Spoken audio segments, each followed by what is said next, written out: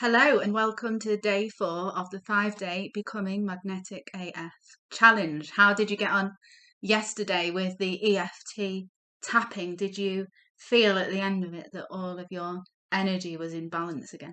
I hope so. So what are we going to do today on day 4? We're going to meet our inner critic and reframe what they say to us. So through this exercise that we're going to do today, I want you to become aware of the negative effects really that your inner talk can have on you. And then I want to allow you to reframe that inner talk so that you're able to develop it into a healthy and empowering inner voice. As if you're becoming your own inner coach, really. That's what I want you to kind of feel like you're doing today. So how will reframing our inner critic help us to become more magnetic and to attract better things into our life? Well, think about how it feels when somebody's overcritical with you a lot. So often this ends up being our parents, doesn't it? Or maybe even our partner. Or maybe that friend that we've got who just constantly criticises us. Think back to how that makes you feel. It makes you feel deflated, makes you feel like giving up, makes you feel powerless, defeated. And it has a really powerful influence over our psychological well-being when we're being overly criticised. It blocks us from reaching our highest timeline or our highest path, doesn't it? Because we're just like down here in all these negative energies. So it's exactly the same when your inner critic is constantly criticising you. It's just not conducive to attracting positive things into our life. So we need to identify our inner critic, what it's saying to us, and reframe it. Where did our inner critic come from? Well, often it's come from experiences in our past.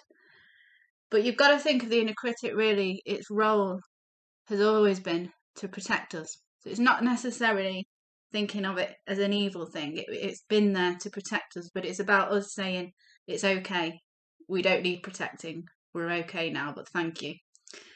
So maybe it was a belief that was instilled in you by a parent. So maybe a parent said to you when you were younger something like, don't be a show-off. People don't like show-offs. So then for the rest of your life, you're just like quiet and timid. Or maybe, it could be an example such as you were a child in class and you stood up and told the teacher that they'd written something incorrectly on the board. And then the teacher was obviously humiliated by that, so decided to embarrass you in front of the class. And then your inner critic always says to you, oh, keep that to yourself. You'll be made a fool of. So you never speak up about things that you think are wrong or incorrect, or again, just keeping yourself quiet and held back. There are some examples of how your inner critic can talk to you. So what I want you to do is use the PDF, again in this exercise that comes with the challenge, and you're going to write some things down. So I want you to take a few moments to think about your inner critic and allow your mind to wander back to the past, and then have a think about what your inner critic actually tells you and what your most critical statements are. Like, they often start with should have, should be, I never will, I'm not good enough. Statements that keep showing up and holding you back in life, basically.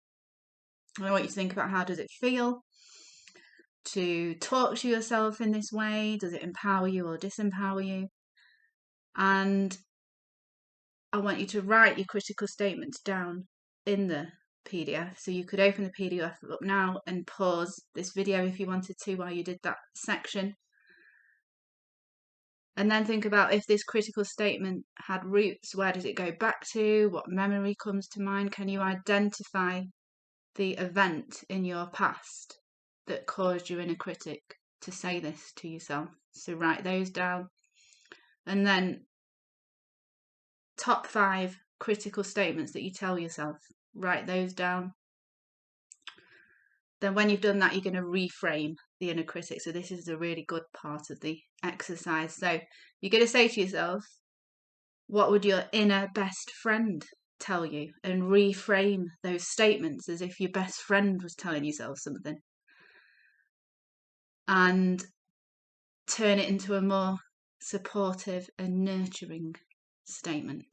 And then from now on, I want you to reread those positive statements from your best friend daily until you feel like you've quietened the inner critic. And just as a final message then, I wanted to show you this card from the Amanda Ellis Archangel Metatron deck, because this came into my head when I was doing this exercise. So I was like, right, we need to get this out. This is the Beacon of Light card and Shine On. And I just want to remind you that you are a beacon of light to this world. It may not feel like it with this inner critic dialogue going on all the time, but this is your inner best friend talking to you now and reminding you that you are a beacon of light to this world. And the world needs your light as never before. And if you realised the power of your light, you'd turn it up instead of turning it down. So to be a beacon of light to others is to stand out and be noticed. So let's quieten this inner critic, shall we? And turn up the volume of our inner best friend. And let our light shine big and strong. Okay. So I look forward to seeing you for the final day of this challenge, where I'm going to help you to say how you really feel in conversations. Sometimes it's really difficult, isn't it? Because we can't think of the right way to say it and we're worried about offending people. So I'm going to give you some techniques that will help when you're in a situation to say. So we're going to be using our throat chakras and speaking and saying how we actually feel, but not feeling any anxiety around it, because I'm going to teach you how to say it in the best way. And that will be the last day of this challenge. So let's see how we're feeling, shall we, at the end of day 5 tomorrow.